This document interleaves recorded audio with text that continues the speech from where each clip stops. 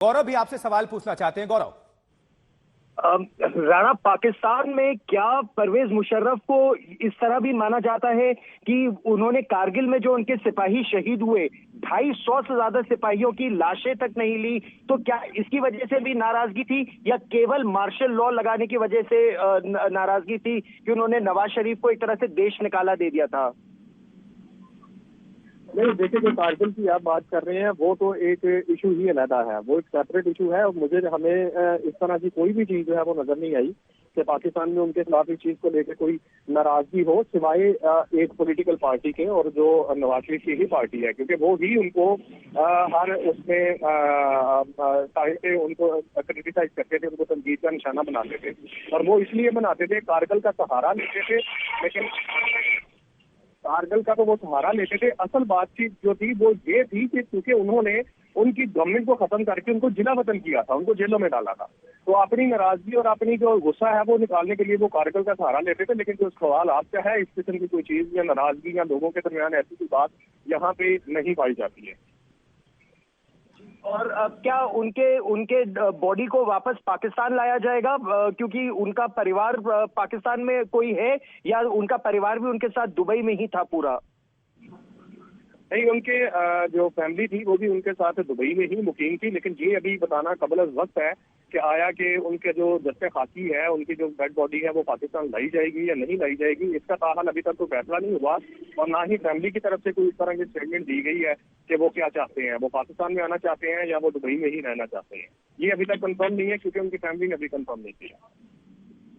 पाकिस्तान में किस तरह से परवेज मुशर्रफ को का असेसमेंट होता है उनकी लीडरशिप का? मतलब वो 8 साल डिक्टेटर भी रहे, प्रेसिडेंट भी रहे 2001 से 2008 तक, और 1999 से ही एक तरह से बहुत पावरफुल थे वो पाकिस्तान में। तो पाकिस्तान किस तरह से परवेज मुशर्रफ के काल को देखता है, के राज को देखता है? इसके भी दो राय हैं। जैसे मैंने पहले गुजारिश की है कि वो लोग जो पॉलिटिकल हैं, लाइक नवाज शरीफ की जो पार्टी है, वो तो यही समझती है कि ये डिक्टेटरशिप की, ये इन्होंने जबरदस्ती कब्जा कर रखा था मुल्क के ऊपर, आइन को खत्म कर दिया था, 8 साल इन्होंने हुकूमत की है। लेकिन अगर हम जनरल पब्लिक की बात करें तो पब्लिक उनकी फेवर में थी। वो इसलिए फेवर में थी कि उनके दौर में बहुत से ऐसे पाकिस्तान में काम हुए, कानून के अंदर हुआ, करप्शन का जरा थोड़ा सा खात्मा हुआ, और ये वही परवेज मुशर्रफ थे जिन्होंने लैब का दायरा बनाया, जो नेशनल अकाउंटेबिलिटी ब्यूरो है, जिसमें आज सारे के सारे जो सियासतदान है वो फंसे हुए हैं, सबके केसेस चल रहे हैं एक दूसरे के ऊपर। तो कहीं ना कहीं पे गवर्नेंस को लेके उनको 100 बाई 100 लोग जो है वो चाहते भी हैं, उनको जानते भी हैं, और लोग ये उनका जो दौर था उसको एक खुशगवार दौर से सबर करते हैं कि उन्होंने गवर्नेंस उनकी अच्छी थी। बाकी कानूनी जो एक तकाजे हैं, आईनी तकाजे हैं, वो तो फिर एक अलग बात है, वो एक और चीज उस पर चली जाती है।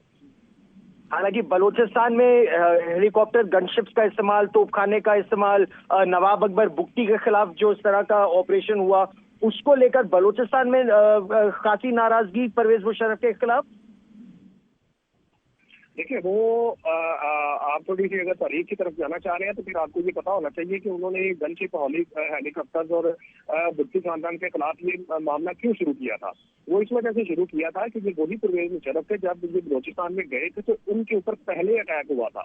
जब मिसाइल उनके पास आके गिरा तो उसके बाद आप देखिए, मैं हूँ, आप है, अगर आप पर हमला कर दिया जाए तो जो भी बात तो आप करेंगे, अगर और सबसे बड़ी बात ये हो कि आप उस वक्त ताकत में भी हो, तो ये जब ये बलूचिस्तान के जो मामला हैं वो हर मौजूदा गवर्नमेंट के खिलाफ भी होते हैं, वो चाहे वो सियासी गवर्नमेंट है, चाहे वो मिलिट्री डिक्टेटरशिप है, ऐसी कोई खास किस्म की वो आप कहने की नहीं होती है, नाराजगी नहीं होती है। हाँ, उनके एडमिनिस्ट्रेटिव राइट्स हैं जो उनको देने चाहिए, उन्हीं के सूबे से गैस निकल के पूरे पाकिस्तान को मिलती है, जबकि वो लोग ले नहीं सकते हैं। तो ये उनके जो मुतालबात है वो जायज है, और वो हर गवर्नमेंट से करते हैं, जो सिटिंग गवर्नमेंट है, वो आज शबाशी से भी कर रहे हैं, वो इमरान खान साहब से भी करते हैं बलूचिस्तान में। और शुभांकर, यही जैसा राणा बता रहे थे कि उन्होंने बलूचिस्तान में तो तोपखाना और आर्टिलरी गनशिप्स और सबका इस्तेमाल किया, हेलीकॉप्टर गनशिप्स का, लोगों को वहां मरवाया बड़ी संख्या में।